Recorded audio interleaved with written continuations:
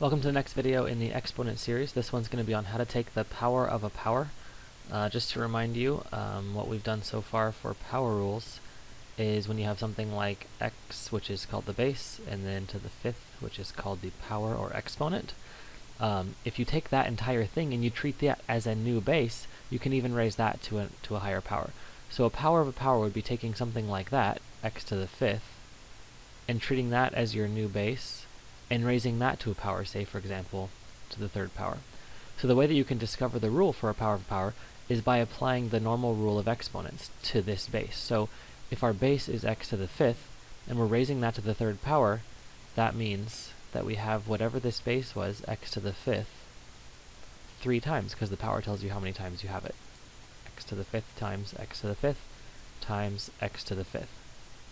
And now you can use your rule of multiplying things with the same base, and you add the exponents. So here we have 5 plus 5 plus 5, which is x to the 15th power.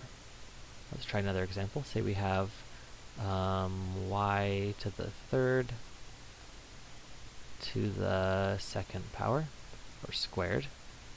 That would be, or other, I guess I can say, equals our base, which is y cubed.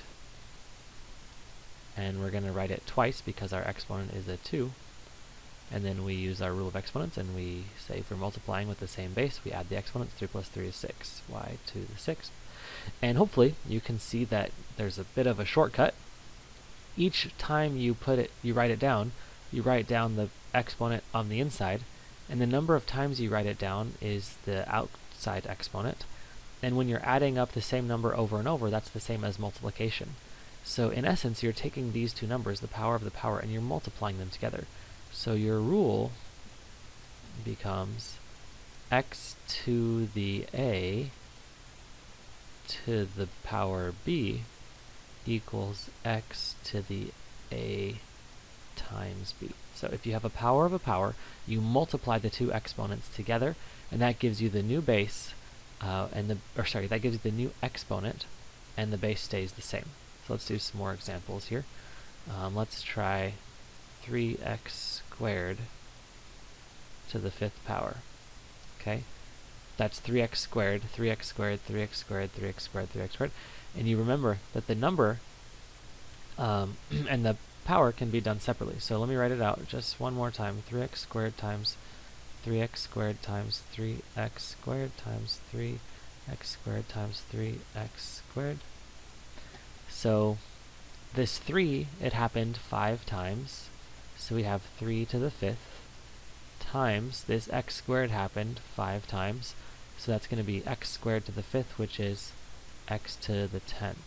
Notice that I had to take both the numerical value and the variable part and raise both of them to the 5th power to get my answer. So now if I have a squared b cubed c all to the 8th power, that's going to give me a to the, it's squared and then 8 times, so that's going to be 16th power.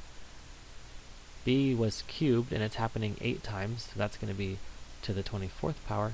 And c was to the first power, and that's happening 8 times, so that's going to be c to the 8th power. Now it's easy to forget, if you don't have the 1 written in for a power, to leave it off and forget to distribute, if you will, distribute this exponent in. Or apply the power rule as a better way to say it. So if you have an exponent that doesn't have, or a variable that doesn't have an exponent, I encourage you to write in a little 1 right there, and it just helps you remember that you have to deal with it, especially when you're adding or subtracting. You don't want to leave it off. Let's look at one more. We can look at, I've already done a 3. Let's do 5 times xy squared to the third. Okay, that's going to be 5 to the third, x to the third, y to the 6th. So again, the 5 is, this whole thing is getting multiplied by itself 3 times. So 5 is getting multiplied by itself 3 times, x is getting multiplied by itself 3 times, and y squared is getting multiplied by itself 3 times. So y squared, y squared, y squared gives me y to the 6th. Now, so this hopefully seems pretty simple. You're just taking the rules that you already knew and putting them together in a new way. But there is one common error, and I want to give you a caution about that. So a violation that you have to be careful of is the following. you might see in a very common situation something like this: x plus y to the third power. Let's make it x squared plus y cubed to the third power. So this looks at first glance like a power of a power, because you've got x squared to the third power and y cubed to the third power, and you might think, question mark, does that equal x to the sixth, you multiply those two, plus y to the ninth? Okay, you might think that, and the answer is no.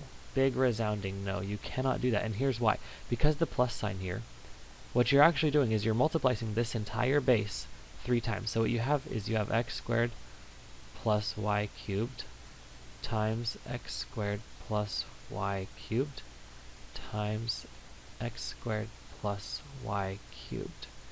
And so if you haven't learned this yet, you'll learn it soon.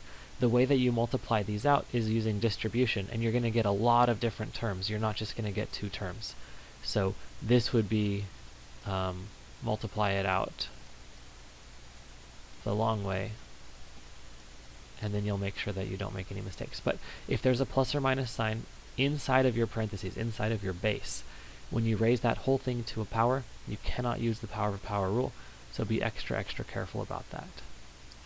Other than that, follow the rule as carefully as you can. And just remember, the most important thing with exponent rules is, if you ever forget the trig rules, you can always go back to the basics of writing it out a set number of times and then counting how many of them you have multiplied together to get your final answer.